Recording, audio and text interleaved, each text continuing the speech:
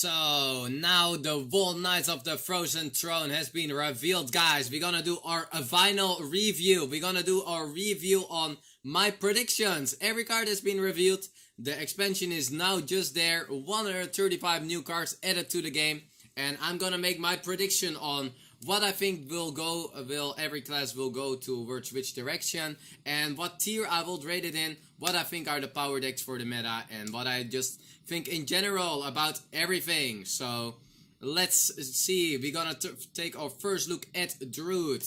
Druid, already being an alright class, was pretty active in the meta with some different archetypes.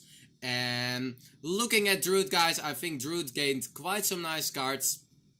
Druid gained especially some really great control Druid cards. We have now the 10 mana spell for Druid, what I think is a really good class, or a really good card. We gained some really actually strong token drops. I think the Druid of the Swarm is a really strong 2-drop. And 2-drop that has 1/5 with taunt is insane. Play it even in a token deck. I think the Crypt Lord has definitely potential. I have to say that the Hadronox is actually a card with such a sick effect that it might see play in Big Druid, or it can make a Taunt Druid happening. Also, the Scarabsar is a card with definitely potential. So we have some Taunt Druid cards that has potential, some taunts in general, some already really good taunts for their cost, some really strong token cards for Druid. Malfurion is kind of an alright card, kind of like Justicar comparable, but I wonder where it can really fit in. But with the Infestion, I think this is one of the best cards that is revealed out of the Z. I think there are quite some strong token and taunt cards being revealed. I think Druid is already being really active on the meta, so I have really high expectations of Druid in this meta. I definitely think that with Jade Druid around, with an aggro Druid around, what has been already in a really strong tier, and with a big Druid around, with maybe even a possible Taunt Druid coming up, I have to say Druid is coming really well out of this expansion, and Druid will be a tier 1 deck. Where Druid definitely gained a lot of different tools. Hunter I'm a little bit worried about. We have Deathstalker Rexxar. Deathstalker Rexxar is, I think, the worst Death Knight card revealed.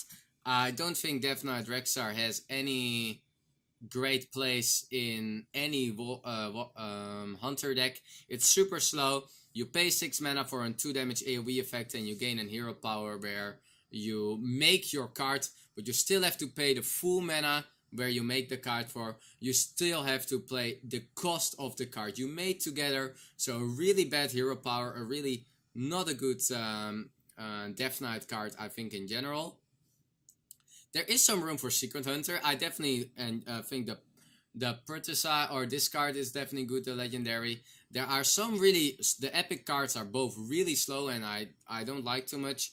The Widow is really good.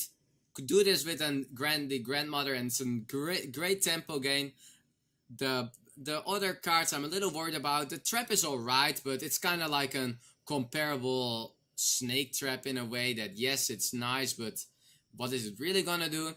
The Bear Shark has some potential. Maybe play that is alright. Looking in general at Hunter, I don't think Hunter gained enough. I think Hunter gained a little bit with especially the Widow is a really good card. You will play this card in a lot of Hunter decks, mid-range Hunter, or maybe even on some aggressive Hunter. Some alright cards with the Beer Shark and the Legendary, but just looking at this overall, looking and keeping in mind what other archetype gained, keeping in mind that Hunter was an alright class, I think this is an expansion where Hunter is a class that really didn't gain too much. And I think Hunter will be one of the classes that will come out really weak in this meta, and I will rate Hunter as a tier 3 deck.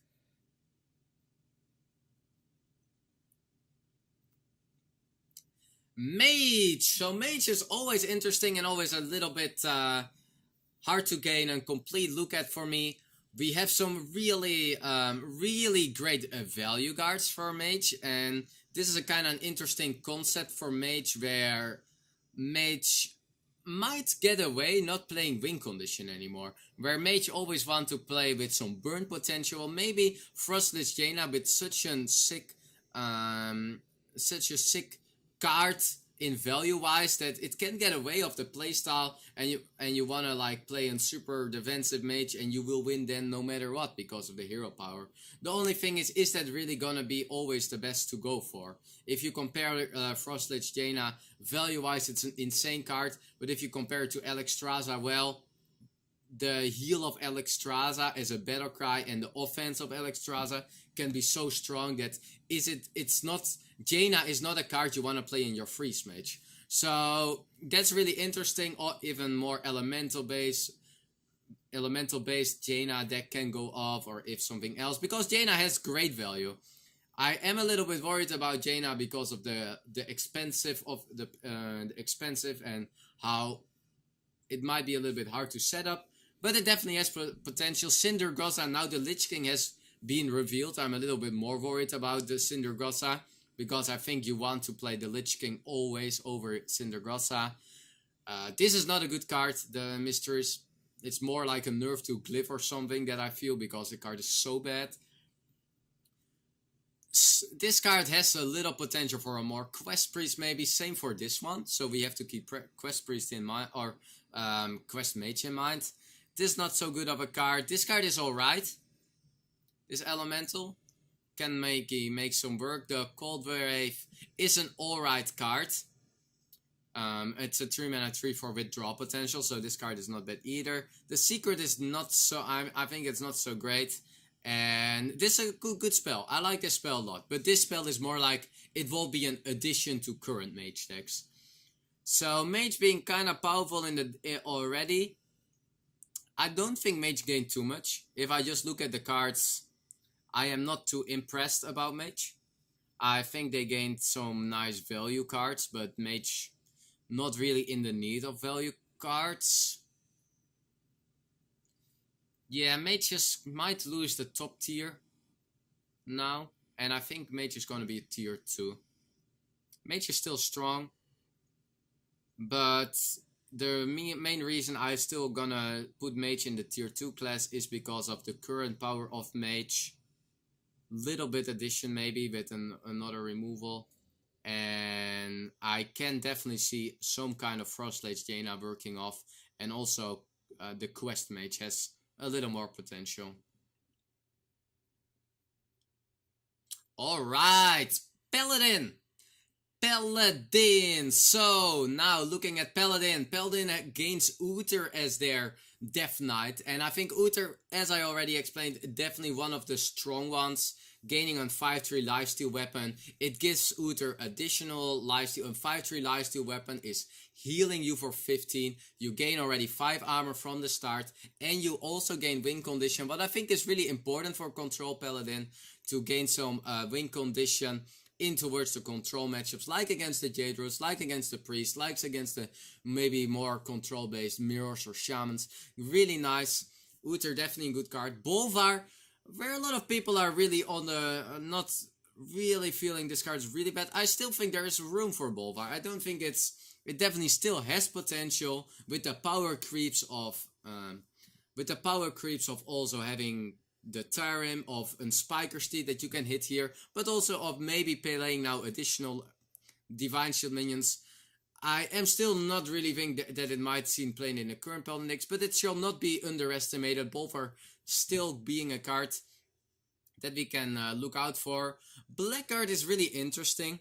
When your hero is healed, deal that much damage to your enemy minion. You can now imagine playing Uther, and you just play black, and you play the Blackguard, and you just heal for 5 and you deal 5 damage. So this is kind of like a battle cry card. It's a good card. I like this. The only problem I see for this card is the 6 slot from the Paladin. Paladin already having Spikering Steed, Paladin already having the Tarim. You cannot play too many 6-drops, but this card seems pretty reasonable to me, and with a stat line of 9 health, Paladin loves this. Lightsaber is not so great of a card, it's too expensive, and the weapon is really bad stat line. Crusader is not a good card, has to be in some kind of aggro paladin, but even there it's not stat-wise doing enough. Howling Commander is a nice card, draws you a card, definitely a card that Control Paladin is going to consider for their consistency. Might play a one-off because of not too many Divine Shield minions, depending on how many Divine Shield minions there are in. There are also additional cards for Paladin, the Corpse Taker for example, that I think can fit in great in Paladin. Not really sure about this card. I don't like it too much, the stand, but alright. I think the Chillblade Champion will be broken in a lot of classes, but I don't think it fits.